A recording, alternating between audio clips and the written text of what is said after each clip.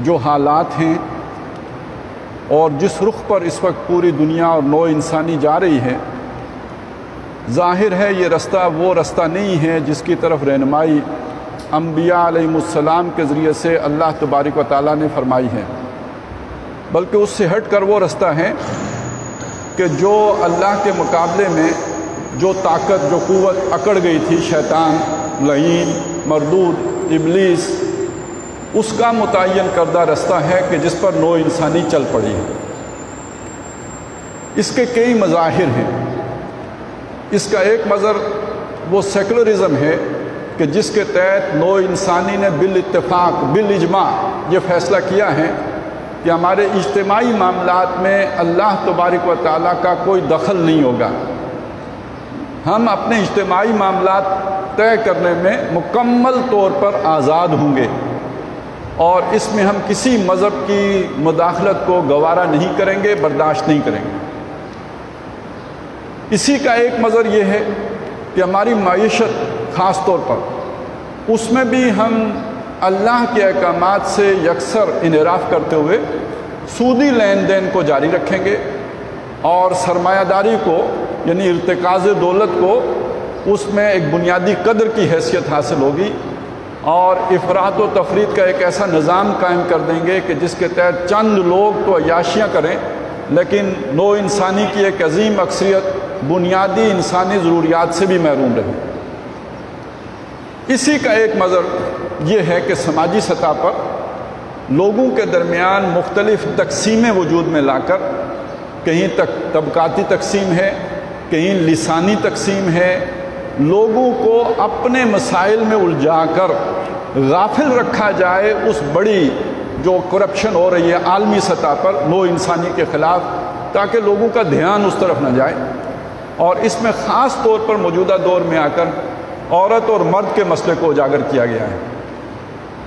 کسی زمانے میں مزدوروں اور سرمایہ داروں کے درمیان ایک جو ہے وہ ٹاکرا پیدا کیا گیا، پھر اس سے اگلے دور میں آپ کو معلوم ہے لسانی فسادات کرائے گئے، ایک قوم دوسری قوم سے لڑے، پھر ایک وقت وہ آ گیا کہ اب گویا مردوں اور عورتوں کو اپنے آمنے سامنے لا کر کھڑا کرنا مقصود ہے۔ اور اس حوالے سے ہم دیکھتے ہیں کچھ عرصے سے ہمارے ملک میں بھی، ملک خدا داد پاکستان میں بھی اس طرح کے مظاہرے جو ہے وہ باقاعدہ پورے انتظام اور انصرام اور پورے طاقت کے ساتھ جو ہے وہ ہمارے سامنے ہوتے ہیں، اور بڑے بڑے شہروں میں ہوتے ہیں کہ جس میں خواتین مارچ ہوتا ہے، عورت مارچ کے نام سے اپنے حقوق کا جو ہے وہ نام دیا جاتا ہے۔ حقوق کا نام لینا کوئی بری بات نہیں ہے، کسی بھی طبقے پر ظلم ہو اسے اپنے حقوق کے تحفظ کے لیے اس کے اندر اگر غیرت ہے، ہمت ہے، جرت ہے، وہ باہر نکلتا ہے تو قابل ستائش بات ہے، لیکن ایسے حقوق طلب کرنا کہ جو ہوں ہی نہ، اور زبردستی سے، جبر سے، اپنے طاقت سے ان کا حصول ممکن بنانا، در حقیقت یہ حقوق و فرائض کا عدم توازن ہی فساد کو جنم دیتا ہے۔ تو اس پر بات کرنے کے لیے میں چاہتا ہوں کہ ذرا تھوڑا ہم تاریخ میں پیچھے چلے جائیں کہ جب اللہ تبارک و تعالیٰ نے آدم علیہ السلام کو پیدا فرمایا تو اللہ نے آدم علیہ السلام کا اور آدمیت کا، ان کی اولاد کا ایک مقام اور مرتبہ اس کا تعین فرمایا۔ وہ مقام و مرتبہ یہ ہے کہ اللہ تعالیٰ نے انسان کو اپنی نیابت کے لیے پیدا کیا۔ وَإِذْ قَالَ رَبُّكَ لِلْمَلَائِكَةِ إِنِّي جَاعِلٌ فِي الْأَرْضِ خَلِيفَةً، یاد کرو جب تیرے رب نے فرشتوں سے کہا کہ میں زمین پر اپنا ایک نائب بنانے والا ہوں۔ یہ جو اللہ نے اپنا نائب بنایا، اس کے بارے میں فرمایا کہ اس کو اللہ نے بڑی عزت دی ہے۔ وَلَقَدْ كَرَّمْنَا بَنِي آدَمَ وَحَمَلْنَاهُمْ فِي الْبَرِّ وَالْبَحْرِ، ہم نے بنی آدم کی بڑی تکریم کی اور اس کو ہم اٹھائے پھرتے ہیں خشکی میں بھی اور تری میں بھی۔ وَرَزَقْنَاهُمْ مِنَ الطَّيِّبَاتِ، اور اس کو ہم نے رزق دیا ہے پاکیزہ چیزوں میں سے۔ وَفَضَّلْنَاهُمْ عَلَىٰ كَثِيرٍ مِّمَّنْ خَلَقْنَا تَفْضِيلًا، اور ہم نے اسے بہت ساری اپنی مخلوق کے اوپر فضیلت دی ہے، بہت بڑی فضیلت۔ یہ مقام، یہ مرتبہ اللہ تعالیٰ نے انسان کو عطا کیا، اور اسی مقام و مرتبے کے حوالے سے اللہ نے تمام فرشتوں سے یہ کہا کہ اس آدم کو سجدہ کرو۔ وَإِذْ قُلْنَا لِلْمَلَائِكَةِ اسْجُدُوا لِآدَمَ، یاد کرو جب ہم نے فرشتوں سے کہا کہ سجدہ کرو آدم کو، فَسَجَدُوا، سب نے سجدہ کیا، إِلَّا إِبْلِيسَ، سوائے ابلیس کے۔ اس کے بارے میں قرآن مجید واضح کرتا ہے یہ جن تھا، یہ فرشتہ نہیں تھا۔ کان من الجن ففسق عن امر ربی، یہ جنات میں سے تھا تو اس نے اپنے رب کے حکم کی نافرمانی کی۔ فرشتے اپنے رب کے حکم کی نافرمانی نہیں کرتے۔ 7 مقامات پر قرآن مجید میں اللہ تعالیٰ نے اس واقعے کا ذکر کیا ہے، اور 7 جگہوں پہ اس کا ذکر کرنے کا مقصد یہ ہے کہ بڑا اہم واقعہ ہے، اور انسانوں کو بار بار یاد دلایا گیا ہے کہ تمہارا مقام، تمہارا مرتبہ اللہ کی نگاہ میں کیا ہے، اور تمہارا دشمن کون ہے، اس دشمن کو پہچانو۔ کہیں ایسا نہ ہو کہ آپ اپنے دشمن سے غافل ہو جاؤ اور وہ وار کر جائے، وہ آپ کو نقصان پہنچایا جائے۔ ہر جگہ پہ جہاں اللہ تعالیٰ نے اس واقعے کا ذکر کیا، ساتھ بتایا کہ ہم نے آدم کو بتایا کہ اِنَّهُ لَكُمْ عَدُوٌّ مُّبِينٌ، وہ تمہارا کھلا دشمن ہے۔ اور اس وقت افراد 2 ہی تھے، آدم علیہ السلام اور اماں حوا۔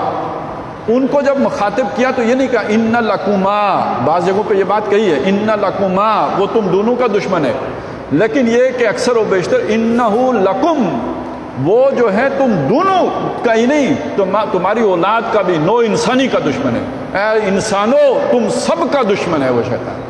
اِنَّهُ لَكُمْ عَدُوٌّ مُّبِينٌ۔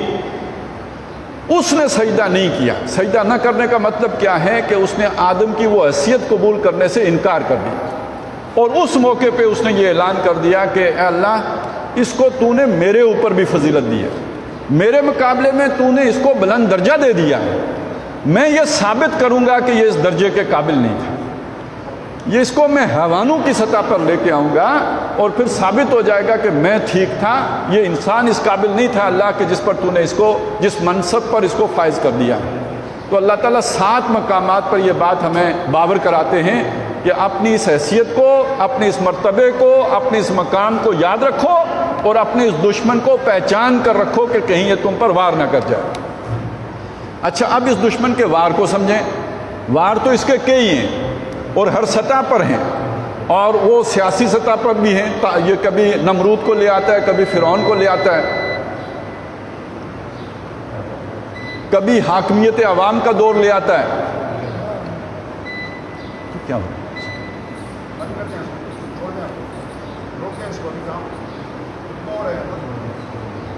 کبھی یہ سود کے ذریعے سے پوری نو انسانی کی گردن پر سوار ہو جاتا ہے، یہ بھی اس کے وار ہیں۔ لیکن ایک بڑا وار اس کا کیا ہے، جیسے کہ ایک روایت میں نبی صلی اللہ علیہ وسلم نے بیان فرمایا کہ یہ جو ہے مردوں اور عورتوں کے درمیان جو ہے تفریق پیدا کرنا اس کا سب سے بڑا وار ہے۔ روایت میں الفاظ یہ کہ شیطان بھی اپنا جو ہے اپنا تخت بچھاتا ہے، اس کی بھی بادشاہی ہے، وہ سمندر پر اپنا تخت بچھاتا ہے، پھر رپورٹیں لیتا ہے، جیسے بادشاہ لوگ رپورٹیں لیتے ہیں، کارکردگیاں لیتا ہے کہ تم نے کیا کارکردگی دکھائی، تم نے کیا کارکردگی دکھائی۔ کوئی کہتا ہے میں نے اتنا فساد کرایا، کوئی کہتا ہے میں نے یہ کرایا، وہ سنتا ہے، تسلی سے سنتا ہے۔ ایک شیطان آ کے کہتا ہے کہ میں نے یہ کام کیا ہے کہ میاں بیوی کے درمیان جدائی پیدا کی ہے، وہ اسے گلے لگاتا ہے، وہ اسے کہتا ہے تم نے اصل کام کیا، یہ تم نے بنیاد سے جو ہے وہ پانی بھرا ہے، اور یہ اب اس سے جڑام سے پورا سماج اور پورا معاشرہ بیٹھے گا، یہ تم نے صحیح والا کام کیا۔ اچھا، قرآن مجید میں بھی اس طرف اشارہ کیا گیا۔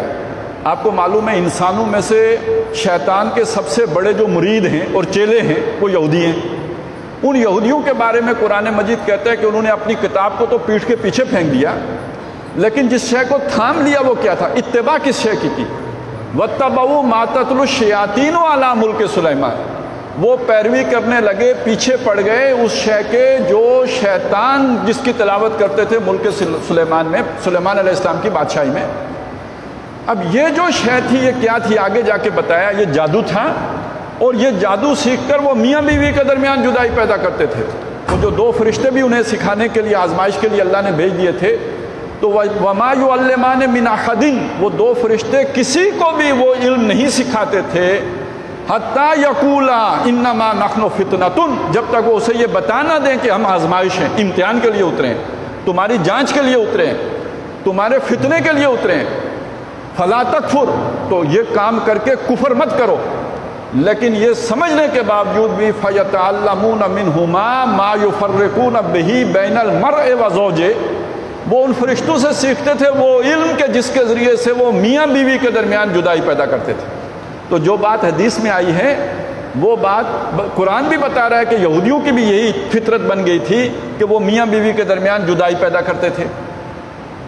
اب معلوم ہوا کہ شیطان کا جو سب سے بڑا منصوبہ ہے وہ منصوبہ مرد اور عورت کے درمیان جو اللہ تعالیٰ نے ایک محبت کا مودت کا تعلق رکھا ہے، اس تعلق پر کلاڑا چلانا، اس کو منقطع کر دینا، اس کو توڑ پھوڑ دینا، یہ اس کے ہتھیاروں میں سے ایک ہتھیار ہے اور بہت کارگر ہتھیار ہے اور بڑا کامیاب ہتھیار ہے، آزمودہ ہتھیار ہے۔ ایک چیز تو یہ معلوم ہو گئی۔ دوسری چیز یہ سامنے رکھیں، قرآن مجید یہ واضح کرتا ہے کہ شیطان یہ کام کرنے کے لیے سائیڈ سے بھی آتا ہے، اور وہ سائیڈ ہیں انسانوں کے درمیان بے حیائی پیدا کر دینا، فحاشی کو رواج دینا، عریانی کو عام کر دینا۔ چنانچہ شیطان کے کاموں میں سے جو کام خاص طور پہ بتائے گئے ہیں، ایک یہ ہے کہ انما یامرکم بالسوء، وہ تمہیں حکم دیتا ہے، مشورہ دیتا ہے، آمادہ کرتا ہے، راغب کرتا ہے، رہنمائی کرتا ہے برائی کی طرف، گناہ کے کاموں کی طرف۔ انما یامرکم بالسوء والفحشاء، دوسری بات یہ ہے کہ وہ بے حیائی کی طرف راغب کرتا ہے اور آپ کو جو ہے وہ غلط کاریوں پر اکساتا ہے اور وہ آمادہ کرتا ہے۔ وَأَن تَقُولُوا عَلَى اللَّهِ مَا لَا تَعْلَمُونَ، اور اس بات پر کہ تم اللہ کے بارے میں وہ باتیں کہو جو تم جانتے نہیں۔ ایک بات اللہ کا حکم ہے ہی نہیں، اللہ کا مقصود ہی نہیں ہے، اور تم وہ اللہ پر جڑ کر بیان کر دو کہ اللہ تعالیٰ کا تو منشا یہ ہے، اللہ تو یہ چاہتا ہے۔ ان تقولوا علی اللہ، کہ تم اللہ پر وہ بات رکھو ما لا تعلمون، جو تم نہیں جانتے کہ اللہ نے یہ بات کہی بھی ہے یا نہیں کہی۔ یہ تین بڑے کام شیطان کے سورہ بقرہ میں بتائے گئے۔ آگے جہاں جہاں یہ واقعہ آیا ہے ساتھ یہ بھی بتایا کہ یہ شیطان کا بڑا ہتھیار، یہ تمہیں بے حیائی پر آمادہ کرنا ہے۔ سورہ بقرہ ہی میں جب انفاق کا مضمون آیا تو وہاں پہ بھی شیطان کا یہ حربہ بیان کیا کہ الشیطان یعدکم الفقر، شیطان تمہیں تنگ دستی سے، فقر و فاقے سے ڈرائے گا۔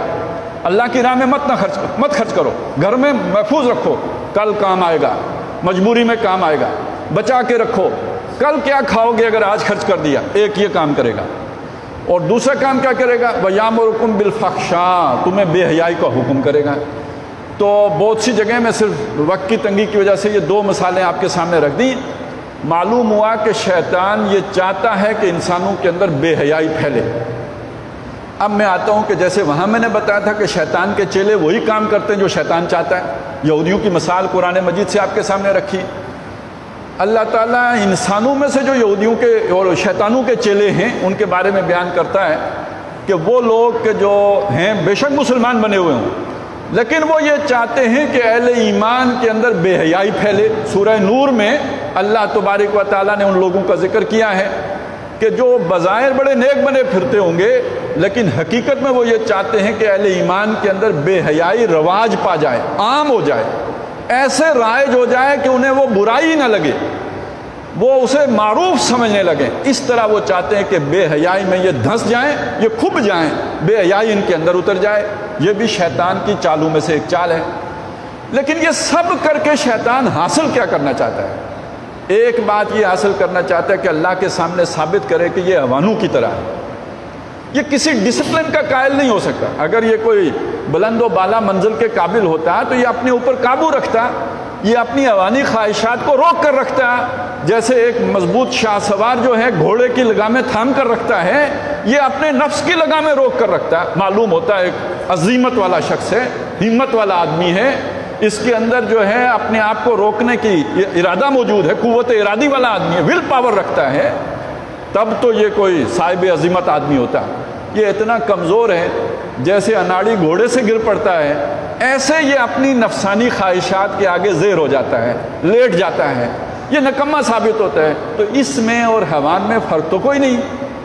جیسے کتے کو غصہ آتا ہے بھونکنا شروع کر دیتا ہے، اس کی کوئی شہوت جو بھڑکتی ہے تو وہ ہر طرف منہ مار لیتا ہے، تو ایسا ہی تو انسان بھی ہے۔ وہ یہ ثابت کرنا چاہتا ہے کہ یہ چوپایوں ہی کی مانند ہیں، یہ گھٹیا لوگ ہیں۔ یہی اس نے اللہ سے کہا بھی تھا کہ میں ثابت کر دوں گا کہ یہ اس منصب کے اہل نہیں ہیں۔ اب میں ذرا بڑے بڑے چیلوں کا نام لینے لگا ہوں۔ آخر وہ کون لوگ ہیں جنہوں نے انسان کو یہ سمجھایا کہ تم حیوان ہو؟ اللہ نے تو یہ بتایا کہ تم انسان ہو، اشرف المخلوقات ہو، تمہیں تکریم دی گئی ہے، تمہیں فضیلت دی گئی ہے، اللہ نے تو یہ بتایا ہے۔ بھئی یہ کون ہے جنہوں نے بتایا کہ تم حیوان ہو؟ جیسے حیوانوں کی سیکس انسٹنکٹ ہے ایسے ہی تمہاری بھی ہے. حیوانوں کی اگر جبلت کی تسکین نہ ہو تو ان کے اندر ایک ہیجان پیدا ہوتا ہے، تو انسانوں کی نہ ہو تو ان کے اندر بھی ہیجان پیدا ہوتا ہے. لہٰذا سیکس فری سوسائٹی ہونی چاہیے. یہ فلاسفیکلی بے حیائی کی تعلیم کس نے دی ہے؟ یہ اعلیٰ علمی سطح پر، ذہنی سطح پر انسان کو قائل کرنے کی کوشش کس نے کی ہے؟ تو سب سے پہلے ایک صاحب آئے، انہوں نے کہا کہ تم بندر کی اولاد ہو. ڈارون صاحب آئے، انہوں نے کہا یہ انسان کوئی اشرف المخلوقات نہیں ہے، یہ بندر کی نسل ہے. تو چلیں ایک بات ہو گئی.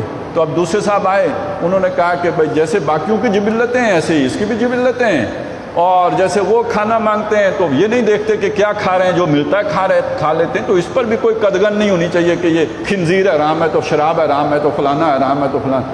کھاؤ، کلو وشربو، جو مرضی ملے کھاؤ، پرواہ نہ کرو. اور کچھ نے پھر مزید فرائڈ صاحب آئے، انہوں نے بتایا کہ بھئی جہاں چاہو منہ مارو. یہ کیا میاں بیوی اور ماں باپ اور یہ فلانا اور ٹنگڑا. حیوان بھی کبھی دیکھتا ہے کہ کون میری بہن ہے، کون میری ماں ہے، کون میری خالہ ہے، کون میری پھوپھی ہے. حیوانوں کو تو نہیں پتہ. یہ انسانوں پر یہ قدغنیں کس نے لگا دی؟ چھٹی، آزادی ہونی چاہیے انسان کو. ایک یہ فلسفہ آ گیا. کسی نے کہا کہ بھئی یہ جو بھی ہے بھوک جب تک نہیں مٹاؤ گے تو تب تک یہ حیوانی. مختلف فلسفے آ گئے. ہر فلسفے کے پیچھے اصول کیا تھا؟ ایک ہی اصول تھا، انسان ایک حیوانی ہے. تو جیسے حیوان کے اوپر کوئی قدغن نہیں لگ سکتی، ایسے اس کے اوپر بھی کوئی قدغن نہیں لگ سکتی. اچھا یہ بات اگر مشکل ہو گئی ہے تو میں آسان کر دوں. آسان یہ ہے کہ بھئی میری مرضی ہے، میں جو چاہوں کروں. آج ایک نعرہ لگا ہے نا تو وہ مرضی ہمیں بری لگی ہے. وہ نعرہ کیا ہے؟ میرا جسم میری مرضی.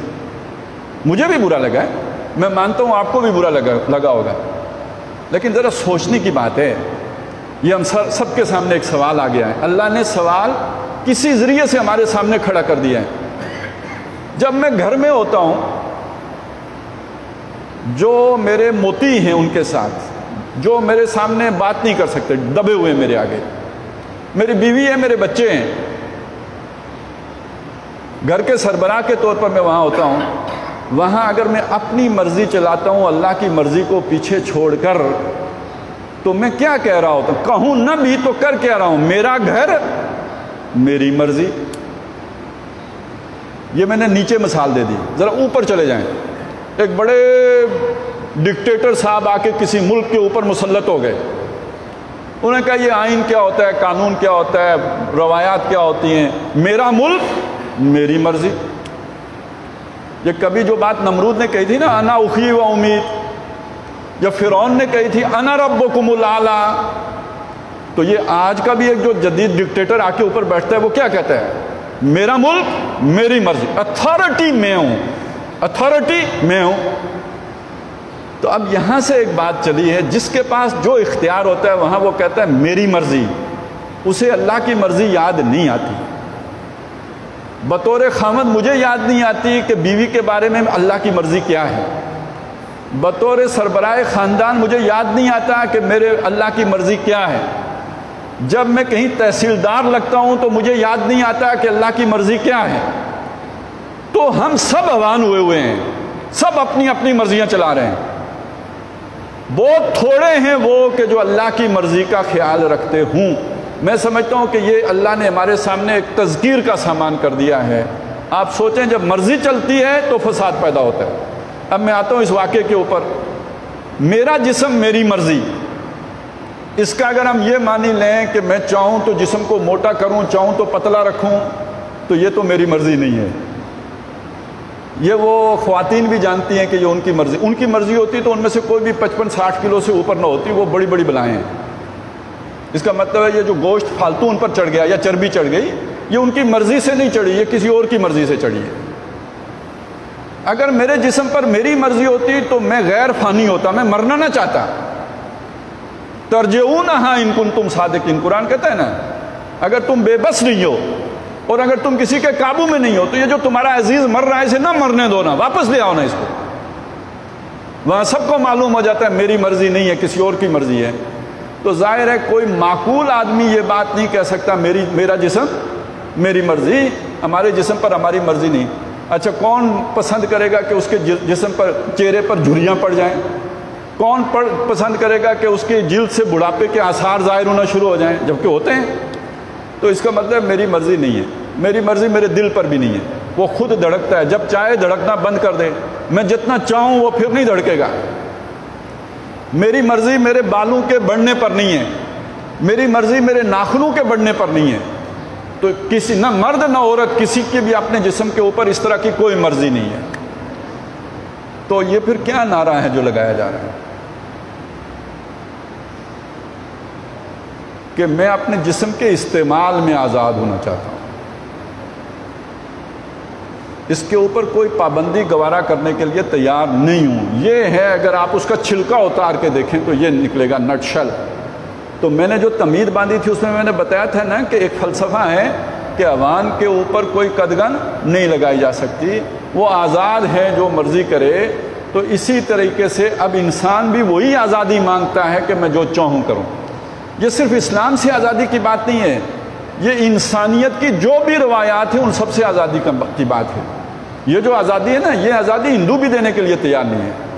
اس سطح کی آزادی دنیا میں کبھی کسی معاشرے میں نہیں رہی ہے۔ یہ انسانی فطرت کے خلاف ہے اس طرح کی آزادی۔ تو اب یہ کوئی غیر فطری مخلوق دنیا میں آ گئی ہے، یا غیر فطری مطالبہ ہے جو کیا جا رہا ہے کہ ہمیں کامل آزادی چاہیے۔ یہ آزادی نہ مردوں کو دی جا سکتی ہے نہ عورتوں کو دی جا سکتی ہے۔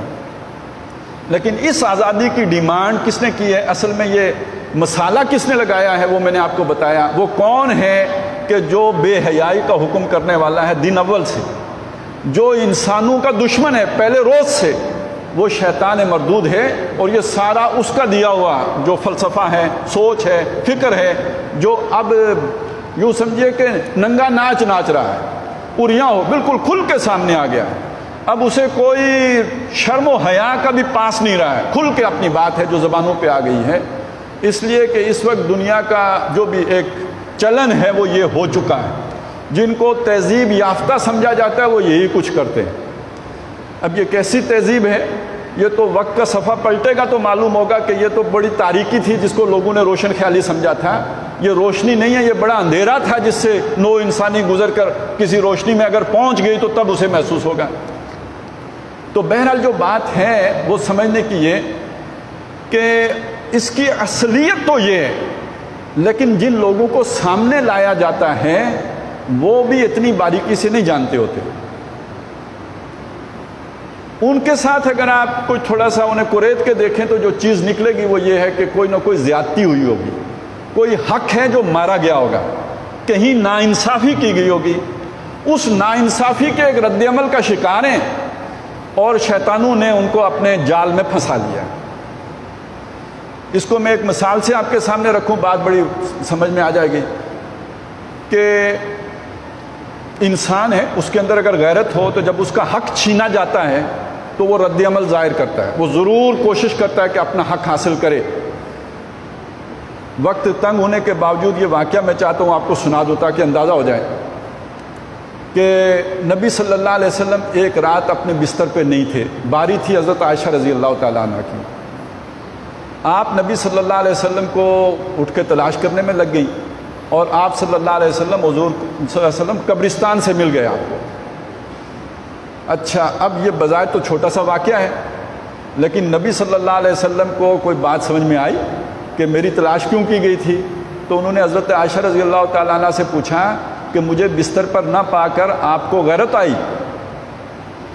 تو انہوں نے فرمایا کہ اللہ کے نبی، آپ کی صحبت سے محرومی سے غیرت کیوں نہیں آئے گی؟ اب اس کا مطلب کیا ہے؟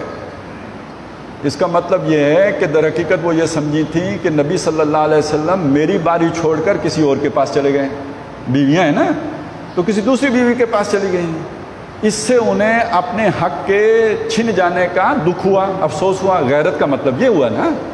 تو وہ اٹھ کے تجسس میں تلاش کرنے چلی گئی کہ نبی صلی اللہ علیہ وسلم کدھر گئے۔ وہ تو خیر اپنے ایک خاص کیفیت میں قبرستان پہنچ گئے تھے۔ تو معلوم ہوا کہ اگر حق چھن جائے تو غیرت آتی ہے، کسی کا بھی حق چھن جائے تو اسے غیرت آتی ہے۔ یہاں تک حضرت عائشہ رضی اللہ تعالیٰ عنہ کو بھی غیرت آ گئی۔ لیکن جب حق چھنتا ہے غیرت آتی ہے، یہ ایک علیحدہ مسئلہ ہے۔ اس غیرت کو غلط استعمال کون کرتا ہے یہ ایک علیحدہ مسئلہ ہے۔ تو نبی صلی اللہ علیہ وسلم نے حضرت عائشہ رضی اللہ تعالیٰ عنہ کا بتایا کہ عائشہ یہ تمہارا شیطان ہے۔ تو حضرت عائشہ نے فرمایا اللہ کے نبی شیطان کا میرے ساتھ کیا کام؟ تو حضور نے فرمایا کہ ہر آدمی کے ساتھ شیطان ہوتا ہے۔ بہرحال بات سمجھ لیجئے کہ جب فرض کریں میرے والد صاحب نے مجھے میرا کوئی نقصان کر دیا، مجھے کوئی شے کم دی، دوسرے بھائی کو زیادہ دے دی، تو مجھے افسوس ہوگا یا نہیں ہوگا؟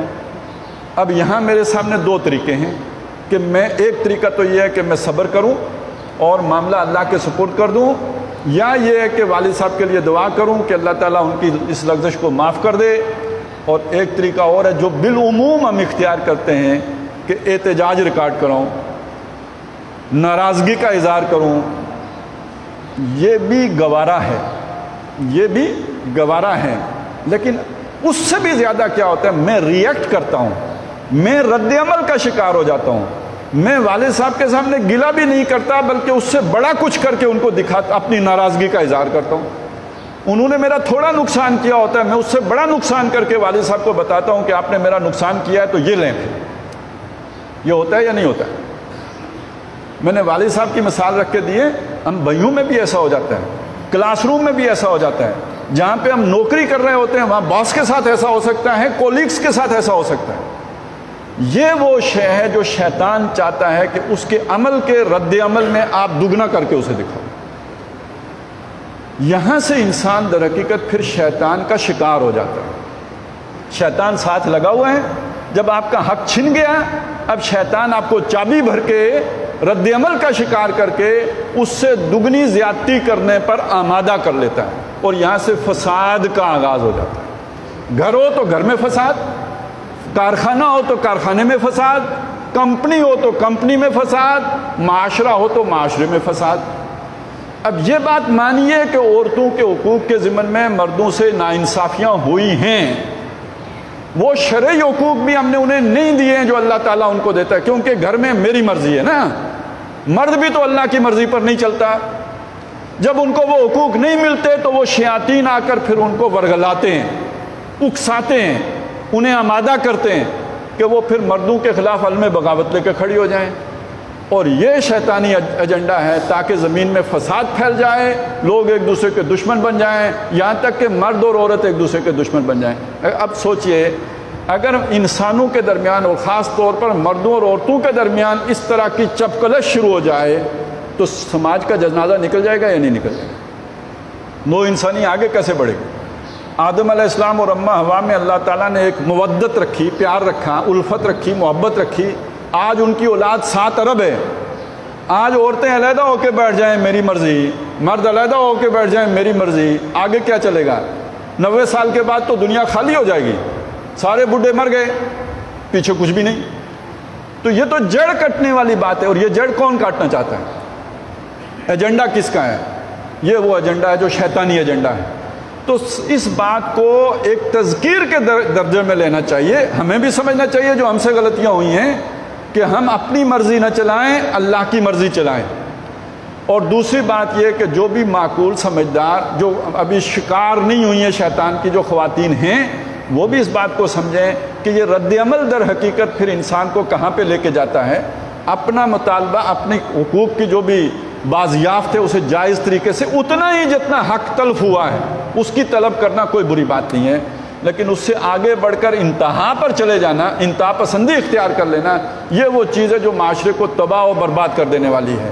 اور اس میں وہ مسلمان خواتین جو اللہ سے ڈرنے والی ہیں، تقوی اختیار کرنے والی ہیں، ان کا کردار سب سے بڑھ کر ہوگا، ان کا طرز عمل اور ان کا جو ایک کردار ہے وہ معاشرے کے لیے اور دیگر خواتین کے لیے ایک مثال بنے گا، تاکہ شیطان کے اس وار سے کم از کم ہم اپنے معاشرے کو بچا سکیں۔ وگرنہ یہ کہ سیلاب بہت تیزی سے آ رہا ہے، اور یہ صرف شیطان جو ہے نا وہ اکیلا ہی اب نہیں ہے، انسانوں میں سے ایک بڑی تعداد کو وہ شکار کر کے اس ایجنڈے پر آمادہ کر چکا ہے۔ آج سے کوئی تقریباً 25 سال پہلے ایک کانفرنس ہوئی تھی بیجنگ میں، بلکہ اس سے بھی پہلے ایک مصر میں کانفرنس ہوئی تھی، آپ کو یاد ہوگا شاید، کہ یہ چکر یہ تھا کہ کہتے تھے یار ہمیں، مغرب والے کہتے تھے ہماری تہذیب کو مسلمانوں کی تہذیب سے خطرہ ہے، اس کا علاج کیسے کریں؟ اس کے لیے انہوں نے ایک باقاعدہ پروگرام جاری کیا، اسے کہتے ہیں social engineering program. Social engineering, ایک تو یہ آپ سٹرکچر کھڑا کرتے ہیں نا، اس کی انجینئرنگ کرتے ہیں، انسانوں کی انجینئرنگ کرنی ہے، سماج کی انجینئرنگ کرنی ہے، اس کی نئی تعمیر کرنی ہے، اس کو ایک نئے انداز میں اٹھانا ہے۔ یہ ایک پروگرام شروع کیا۔ مصر میں کانفرنس ہوئی تھی اور اس میں کون گیا تھا ہماری طرف سے؟ اس وقت کے وزیر اعظم، بلکہ وہ خاتون وزیر اعظم تھی بینظیر صاحبہ، وہ پاکستان کی طرف سے ریپریزنٹیٹیو کے طور پر اس کانفرنس میں گئی تھی۔ اس سے اندازہ لگائیں کہ کس پیمانے کی کانفرنس تھی۔ پھر اس کے بعد ایک کانفرنس بیجنگ میں ہوئی 1995 میں، اور اس کے 5 سال کے بعد اقوام متحدہ کے پلیٹ فارم پر ایک کانفرنس ہوئی جس میں یہ ایجنڈا طے کر دیا گیا تھا، یہی والا، کہ اس طرح کی ساری پابندیاں ختم ہو جائیں گی، اور ہمارے ملک میں حقوق نسواں بل کے نام پر اس سارے ایجنڈے کو سمو دیا گیا تھا۔ حقوق نسواں بل میں پرویز مشرف صاحب کے دور میں یہ پاس ہو گیا تھا۔ اور اب یہ ہے کہ ذرا چونکہ جیسے ہوتا ہے نا کہ آپ کسی چیز کی پہلے مارکیٹنگ کرتے ہیں اور اس کی مشہوری کر دیتے ہیں، اس کے لیے قانون سازی کر لیتے ہیں، اور پھر آخری مرحلہ آتا ہے کہ آپ اس کے لیے پھر جو ہے نا وہ اپنے گاہک ڈھونڈتے ہیں۔ اب یہ گاہک ڈھونڈنے کا عمل کا آغاز ہو چکا ہوا ہے، مارکیٹنگ ساری ہو چکی ہے، ایڈورٹیزمنٹ پوری ہو چکی ہے، اس کی ساری قانون سازی ہو چکی ہے، اب یہ گاہک ڈھونڈنے کا دور ہے، اور اس میں 20-30 سال لگیں گے زیادہ سے زیادہ۔ ہمارے گھر سے مراد کیا ہے؟ ہم دینداروں کے گھر بھی محفوظ نہیں رہیں گے۔ جیسے حدیث شریف میں آتا ہے نا کہ دجال کی طرف سب سے آخر میں جو ٹوٹ کے جائیں گی وہ خواتین ہوں گی، یہاں تک کہ ایک مومن، یہاں ہم مسلمان کی بات نہیں ہوئی، مومن اللہ والا اپنی ماں کو، پھوپھی کو، خالہ کو، بہن کو، بھتیجی کو، بانجی کو باندھ کے رکھے گا، وہ رسیاں توڑا کے دجال کی طرف جائیں گی۔ تو اگر یہ سارا کچھ ہو جائے گا معاشرے میں جو ہو رہا ہے، تو پھر محفوظ تو کوئی نہیں رہے گا۔ تو اس کا ایک ہی طریقہ ہے کہ ہم آج سے حقوق دینے والے بنیں اور اس معاملے میں اللہ کے سپاہی بن کے کھڑے ہوں، اللہ کی مرضی چلائیں، اپنی مرضی نہ چلائیں، تو پھر ہم اس قابل ہوں گے کہ دوسرے سے بھی کہیں کہ تم بھی اپنی مرضی نہ چلاؤ بلکہ اللہ کی مرضی کو لے کے چلو۔ اللہ تعالی ہمیں اپنی مرضی پر چلنے کی توفیق عطا فرمائے۔ اقول قولی ھذا واستغفر اللہ لی ولکم ولسائر المسلمین والمسلمات۔